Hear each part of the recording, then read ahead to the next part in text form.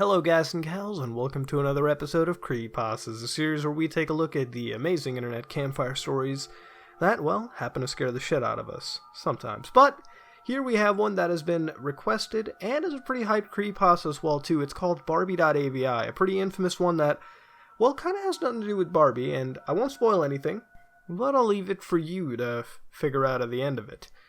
What happens in this creepypasta? What occurs to our Barbie in this AVI? Well, sit back, relax, and find out. Hello.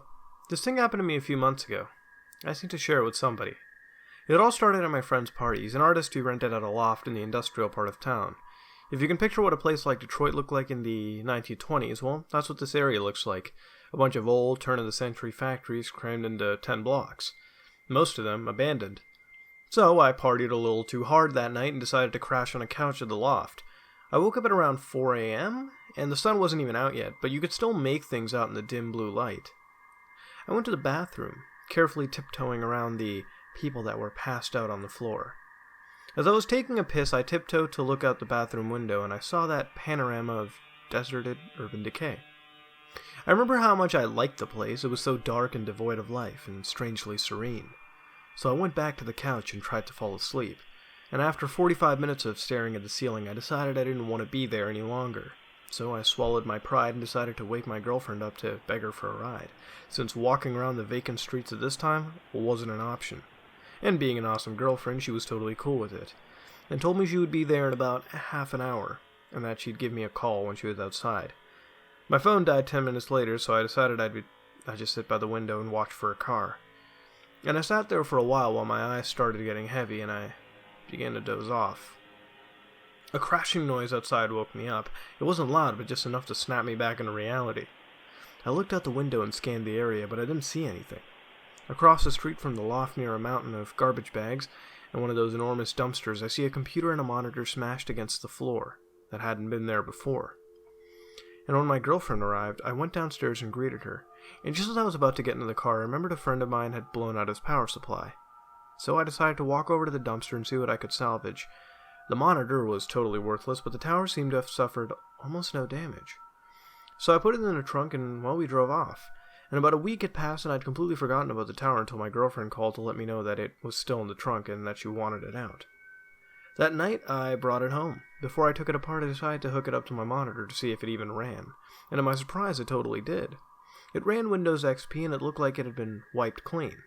I decided to do searches for words like tits and pussy in hopes of finding some secret stash full of weird deviant porn the previous owner had forgotten about. Morbid curiosity, I guess. Search came up nothing. Search for picture files, nothing. Then I searched for movies and one file came up.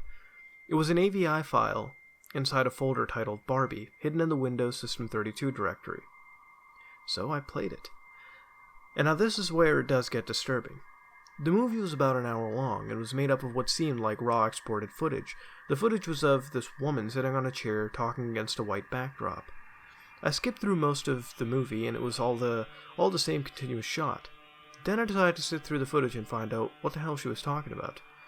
15 seconds into the footage, the audio goes completely bad and her voice is drawn in this harsh static background noise. I couldn't make out a thing. So I imported the footage into Final Cut and tried to mess with the levels to isolate her voice. It helped a little, but I still couldn't hear what she was saying. And I was intrigued now, and I began to really pay attention to her face and body language. It seemed that she's being asked some kind of questions, because she stops at times to listen, and then just continues talking. After 15 minutes into the footage, her face begins to redden and contort as if the questions are bothering her. But she continues to answer them anyways. Shortly before she begins to cry, she sobs hysterically for the duration of the film. One of the few words I could lip read was skin. She repeats this word many times throughout the footage, and at one point she even pulls out the skin from her arm and mouths the word. She seems to be very unhappy with the skin, though. And it kept on building and building. At about 40 minutes in, she's crying so hard, she can barely look at the camera. She stops talking at this point, and the rest of the footage is just her crying with her head down. Oddly enough, she doesn't get up or move. The screen just fades to black. I was fucking dumbfounded. I was playing the whole thing through many times that night, trying to find inflections and nuances in her movement that would reveal anything else about what the hell was going on. I felt so dissatisfied, I wanted to know more, and that's when I noticed that there was about 10 more minutes left on the timeline after the screen had went blank. And at about 2 minutes in, there was more footage. The footage was extremely shaky, almost unwatchable, and it depicted a pair of legs walking across train tracks. My guess is that camera was accidentally left on as it was being carried somewhere. The person in the footage walks along the train tracks for about 6 minutes and then turns into the forest and walks over what looks like foliage, flattened by a piece of plywood. The person continues on this makeshift plywood road until the movie clip then ends. And now my heart started beating with excitement because there were train tracks a few miles away that looked very similar to the one in the video. And I had to check this out. I called up my friend Ezra. He's 6'4", 250 pounds of mostly muscle. I convinced him to go on a little adventure with me. I'm no pushover myself, but if I felt I was going to the wandering in the woods looking for God knows what, extra muscle really can't hurt, and the whole idea of investigating this video had me so excited I couldn't even sleep. So the next morning on a sunny Saturday, I took out my flashlight, my camera, and my 7-inch K-bar with a matte black finish and serrated edge and went to pick up Ezra. When I got to his house, he wasn't even awake. When I woke him up, he pretty much told me to fuck off. I was already panicked and I had mentally prepared myself to do this, so I decided to go through it without him. I parked my car at the train station, took my stuff, and hopped onto the tracks. And after walking for about 2 hours, I saw a broken piece of plywood and my knees almost buckled with excitement. I searched the nearby foliage and there it was. A little plywood trail leading into the forest. I walked slowly along the trail, paying close attention to everything. I would stop occasionally, kneel down, and listen for anything or anyone. But it was so quiet. And this was one of the most nerve-wracking things I've ever done. I didn't even know what to expect at the end of the trail. A dense tree line gave way into a little island of grassy field, and then I saw it, a house being consumed by the forest. From the looks of it, no one lived there for 20, maybe 30 years. I got my camera and snapped a few pictures. A few yards away from the house was a tool shed made of rusty sheet metal. I just sat there, among the trees for a while, absorbing everything. I didn't want to go into the open field. I had this bad feeling that something would see me. It took me a while to muster the courage to go up to the house. The door was partly open. I pushed it in with the flashlight and was relieved that the inside was actually very well lit. I pushed my flashlight away, got my camera, and took a few more pictures. There's no furniture. The floor was riddled with bricks and wood and rubble, and some of the walls had huge holes in them. When I went in further to explore, I saw some things that I didn't pay much mind to in that moment. But now that I think about them in hindsight, they really disturbed me. The first thing that seems a little odd was that one of the doors in the first room that I presumed led to the basement seemed a little too new to be in this house. It was also the only door in the house that was locked. Also, when I made my way up to the second floor, I saw some chairs and a fold-up table that also seemed a little too new to be there. But what disturbed me the most was, for some reason, was that bathroom. The dust on the mirror had been wiped away, and in the bathtub, I saw a clear plastic tarp that had few water droplets on it. When I presume it was, washed clean? And that's when I heard something moan really loud. And that's when I also jumped the fuck out of the second-story window and ran back to the tracks. Halfway there, I realized the moaning was most likely a water pipe expanding or contracting, and that little moment of relief gave into the horror, which I felt when I wondered why the water would be running on an abandoned house in the middle of the fucking woods. It's been a little more than 2 months since this even happened, and I haven't gone back there, and nor do I even plan to. And that was Barbie.avi, ladies and gentlemen, one very famous creepypasta that I've been asked to do for a long time, alongside others.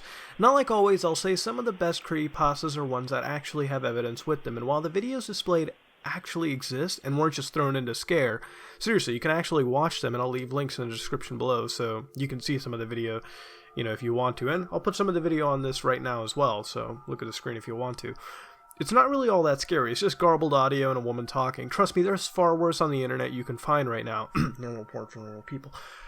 But the woman in the video, you can be relieved, is not actually dead, or nothing of harm came to her. She's really a French actress named Josephine Fresson. Kind of destroyed the whole creepypasta, I guess, right there by revealing information. But hell, she got done filming a TV movie in France last year, so again, she's not really dead, and she's not the Barbie who was filmed in the... she is the Barbie that was filmed in, but, nothing of it was actually real, or she was actually in any danger. Now, as popular as this creepypasta is, it's sort of anticlimactic. Yeah, we get enveloped in this whole, woman who's on the video, but nothing of real terror really occurs when you watch the videos, and that idea solidifies when you, get to just see everything around it. The part in the beginning, I mean, yeah, the acquisition of that computer is done well, but the last part over there it really is just a decrepit old house. We talk about this basement that's locked, but do we do anything? No. And when we talk about water running, yeah, it's creepy, but the house really, at the end of the day, served no real purpose. I mean, yeah, it gave us this amazing basement that I wish we could have went in, but again, the protagonist never did. And yeah, that's a realistic thing to do, but let's be honest here. We were all hoping that there was something we could have seen down there, but you know what? It's sort of a good thing that it didn't, because there's many ways that it could have just completely killed all the creepypasta, and it may have turned it into a giant turd if it, went down there and showed us something absolutely asinine.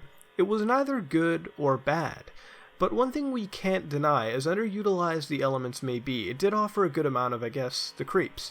And thinking about being in such a situation to view some random videos titled Barbie on a computer that you happen to find and see this is a chilling concept. And why Barbie? Why was there even running water in the house anyways? But those questions may never be answered. Maybe there might be Barbie2.avi or another file extension. One thing is for certain though, it may not be as great as I thought, considering the hype. But it was still a creepypasta, and a fairly decent one at that. That being said, this has been another episode of Creepypastas. And if you like what you saw, then please like, comment, and subscribe, and dislike it if you dislike it. This is me, Mudahar, and I'm out.